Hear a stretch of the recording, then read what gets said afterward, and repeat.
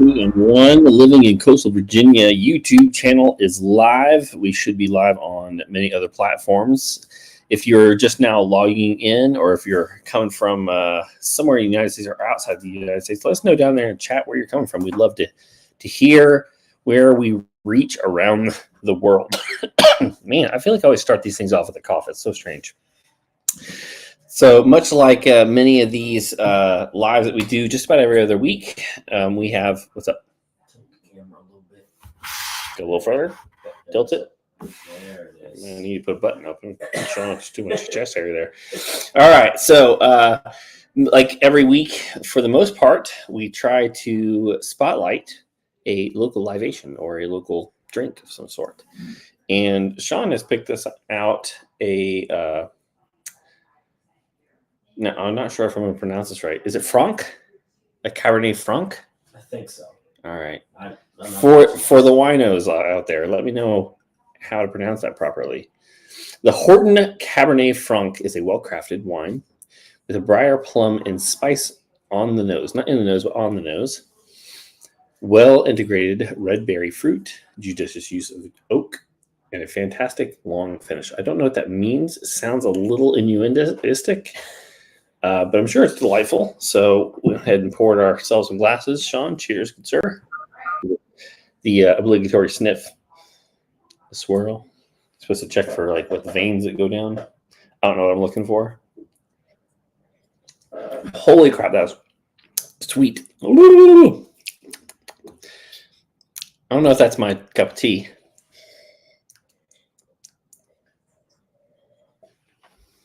I don't know if sweet's what I just would say flavorful. It's like, it's just very, it's at you. It's on the nose. Whatever that means. Generally, I would say I'm a cab person. Maybe, I bet you this goes better with like a meal of some sort. Because I've had like dessert wines, and they're much better with like actual dessert. Yeah. So, you get protein shake. There we go. Pardon me. All right. So if you're new here, what we do on regular occasions is we cover things like the localization. We'll talk about some restaurants. We're going to talk a little bit about the market. We have a couple of news articles that we're going to go over so that you can kind of get an idea of what it's like to live, work, play here in the Hampton Roads area. We also call it the Tidewater area. Sometimes it's the 757, Norfolk, Virginia Beach, Chesapeake, and some of these surrounding cities. So on our list to cover here, covered the localization. We have some news in Hampton Roads. I have two articles that I pulled up that I thought were quite interesting. First and foremost, we have the Virginia Beach, Richmond, Fairfax receive millions for trails and road safety improvements. Now, I have not broken down what that $15 million federal grant and what all the dollars go to, but we do know that some of that goes to Virginia Beach Trail, a 12-mile long east-west corridor. Actually, let me press this little button here. Boop. There we go. East-west corridor for walkers and bikers that will stretch the length of the city from its western edge to the ocean front. Currently, pedestrians and cyclists traveling along the corridor must walk or ride in heavily trafficked roadways. And oh, what just happened? Come back here. Where did it go? I lost my spot. Anyway, so receiving multiple millions of dollars to help build this out. Now, this trail project has actually been part of the city's transportation plan since 1981. So maybe a few years coming, maybe a little bit behind, but it looks like it's finally coming to fruition. Oh, crap on a stick. I'm supposed to, someone's calling me that. I've been waiting to get back and forth several times. In the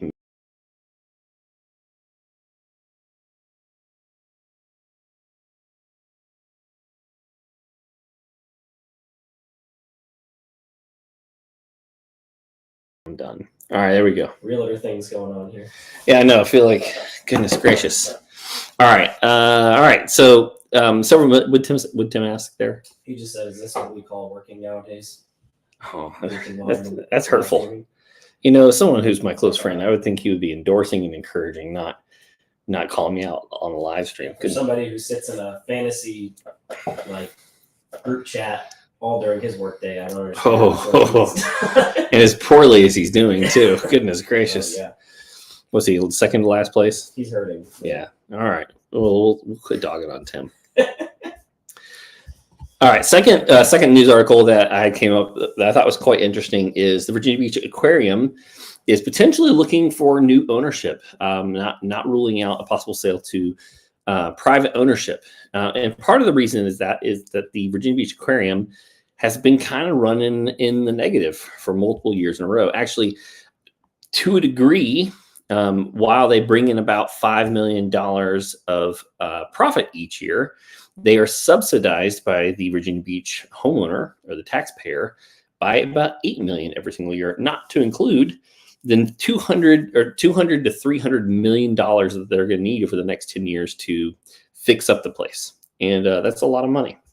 So, it does bring in nearly 600,000 visitors from year over year, which is a massive amount. I think it's the third most visited site for people who are coming to the area.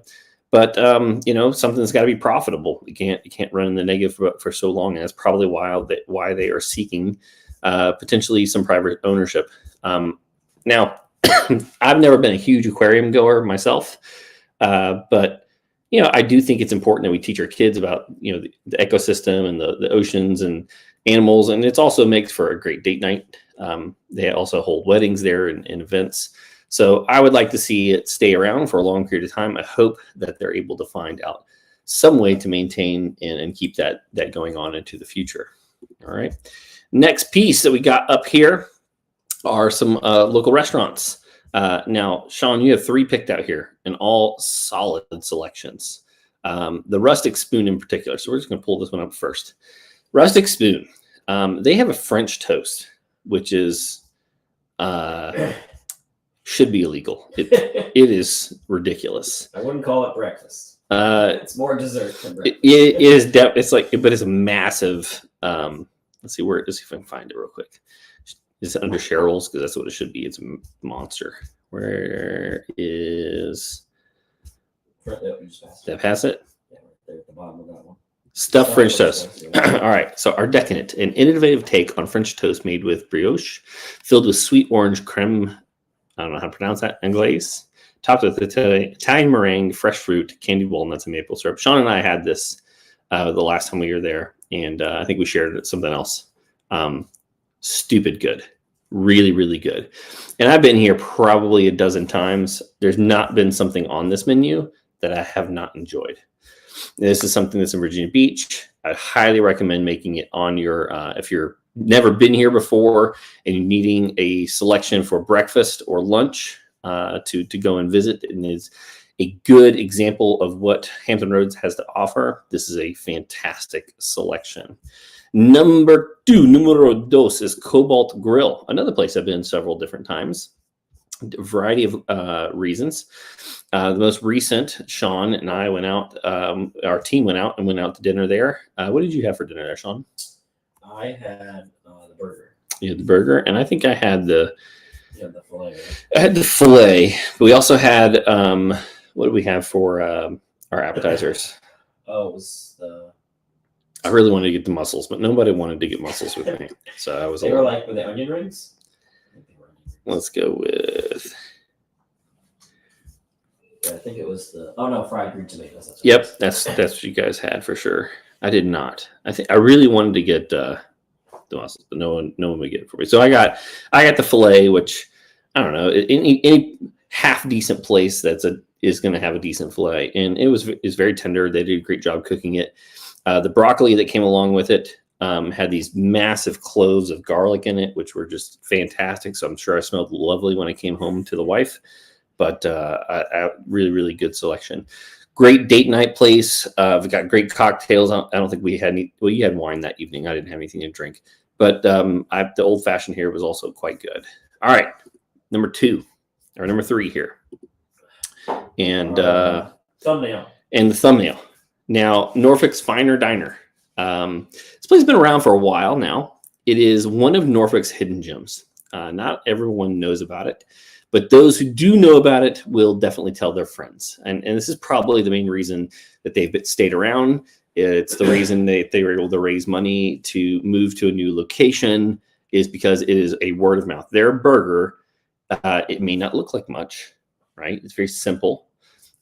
It's subtle, but it is probably one of the best burgers I've had in my entire life. It's so good. Sean and I were just talking about prior to this how we kind of been leaning more towards the smash burger style of burger, and I love the shredded lettuce here. I've been there many times. I've probably gotten the burger half the time that I go, and it is, you just can't go wrong. Yeah, I mean, it sounds, to say it's like a gourmet Big Mac sounds like it's not that great, but I had it the first time last week, and it was, I think, the best burger I've had in the area. Yeah, it's freaking fantastic. Grilled onions, pickled lettuce, some jalapenos, American cheese, roasted shallot mayo, and a big Marty bun. And for $13, like, dude, you're gonna spend that at like Five Guys, and this is definitely better. I've had a lot of the other food here, and it's a small venue. It's not a very big place. Even the new place is pretty small, which is kind of cool. I like that they've tried to maintain this really small atmosphere. I think max you're going to have like one hostess and one server, and that's it. And then they've got 3 guys in the kitchen, and it's a really cool experience. I just think for the menu, and it is it feels very gourmet, but it's just like a hole in the wall place. It's so good. So you should definitely make that also one of the places that you go and you visit. All right. Next up, we have some upcoming events. So let me pull all 3 of these up real quick. Oh, yeah, I know that guy. Couple. All right. So Nauticus Winterfest on the Wisconsin on Waterside Drive in Norfolk. General admission's about $18.50 for the adult, $14.50 for the kiddo. Come celebrate the holiday season at Winterfest on the Wisconsin, featuring more than 1 million holiday lights across the entire Nauticus campus, nightly shows and Santa sightings and more. Now, this is going to go all the way to January 1st. So it looks like Santa's working overtime, getting those extra overtime hours. I've actually never been to this. Sean, have you? I've seen it because I've driven by it. Yeah, I've never actually been on the Wisconsin, but I've walked the trail and seen it from afar. Okay. It just seems like a really fun thing to go do. Yeah, especially with kids. Yeah, I was going to say this is definitely one of those things where you're going for the children, right? May not necessarily be for yourself. I would say the same thing with the lights on the ocean front on doing their down to the ocean front and driving. You're getting hot chocolate. They have the snacks there for the kids. And by the time that they're throwing a tantrum and you're ready to go home, but you go for the kids. We also have a list here on the top 5 Christmas lights in Hampton Roads. I think there's a link here in the description, maybe not. But you may. This is going to be the top 5 that we saw. This was last year, but 2 years ago. Okay. We have 2. We have one that's a lights display, so it'll be. I think it might include. Not the Wisconsin's not on there, but Botanical Gardens, those type of displays. Yep. And then this one was 2 years ago, which was people's actual houses. Yeah, if you go and just Google and type Hampton Roads, help if I could spell, light displays. Well, you're going to come up with a competitor here. You think it'll come up? He's the one who made the map. That might be it right there. But they have the whole layout of some of the best light displays, and some of them in Chesapeake, like $50,000, $60,000, $70,000, $80,000 plus light displays on someone's personal home. They're really impressive, and they keep upgrading it and updating it every single year. But this, Hampton Roads light displays, and you'll see those. So I would definitely make that part of your to-do list during this holiday season. Number 3, shout out to our Santa event. So this Santa by several of our clients. So we had a client event recently where we paid for Santa to come. I mean, Santa volunteered to come, and we had pictures of Santa. And this guy was just so good, man. He was so good with the kids. And real Santa. Like, if I've ever met the real Santa, I think this is the real He did a fantastic job, man. He had all these little tricks and things that entertain the kids, and stayed in character the entire time. And he had Mrs. Santa Claus. Yeah, even with us when we were trying to have just regular personal conversations, he stayed in character. Like, just a really good job. And he's just really fantastic. So if you're looking also to have Santa come to one of your events, this is his website, and I highly recommend that you come in and book him for one of your events, because he just did a phenomenal job. His attire, everything that he wore was just done really well. Himself. He said he actually supplies a lot of Santas around the United States. Like, he does the metal work. Yep. And it has some guys that he works with that does some of the leather work. It's really cool. He did a really good job. So if you're wanting to come to a free Santa experience next year, well, you have to be a client. So if when you're going to buy or sell or consider doing that, or if you refer us a few times, maybe you'll get invited to that type of thing. So we'd love to have you out. All right, moving on real quick. So we're going to talk very briefly. We're here at the end of the year. It's December 18th. And maybe you're thinking, is 2024 my year to buy, or is it my year to sell? Like, what's going to happen? Is the market going to crash? What's the election going to do? There's a lot of hesitation in the air. Dan, I just saw the interest rates came down a little bit, and they did. Matter of fact, here, one of the best websites, if you want to track this yourself and kind of just watch on a day-to-day basis of what are rates doing, you can go to mortgagenewsdaily.com, and this is a fantastic place to go. Well, since basically, let me scoot down a little bit here, about a month ago, or a little over 2 months ago almost, we've had almost a full 1.5 run down since we peaked right there at 8, and we've come down to almost 6.5. Now, Fed Powell came out and spoke not that long ago, and that was this drop right here, because he came out and he wasn't negative. Powell is, if you listen to him at all, has a tendency to say a whole lot of nothing. It's just like politics. It's like they say a whole bunch of things, and you're like, wait a minute, what did he actually just say? And you're like, not really anything. Well, in the grand scheme of nothing, he kind of was somewhat positive, and the markets responded quite good to that. So good that, in fact, they dropped almost 0.5 point in a few days. And that goes to show that the Fed cannot lower rates or maintain them, and rates kind of come down, because there's usually a spread between the 10-year Treasury and mortgage rates. And that's usually in the last several decades, that's been about 170 basis points or 1.7 points in between the two. And currently today, it's sitting at just below 3. And so you can see some contraction on interest rates based on good news or less volatility in the market. Now, there are some subjective, or there are some people that are speculating that rates could potentially come down over the next year as much as 1 to 1.5 points. Some people are speculating more. I think that would be foolish, one, because I think if we cut that far down, all we do is we inject a ton of buyers into the market, and there's a lot of people that want to move. What I think potentially is the magic number is somewhere in the range between 5 and 5.25, 5.5. Because there's so many people that own homes that want to move, but their interest rates are just too good. And so they don't want to move because the rate is just ridiculous on how low it is and how low the mortgage payment is. But if we dip into the 5.25 for someone that has it at 3.75, they just go, you know what? We're pregnant with the next kid. As much as it sucks to give up this 3.25 interest rate, it just has to be done because we've got to get more space. Yeah. So right now, and over the last, I'd say, year, has been far more people who are just like, they have to.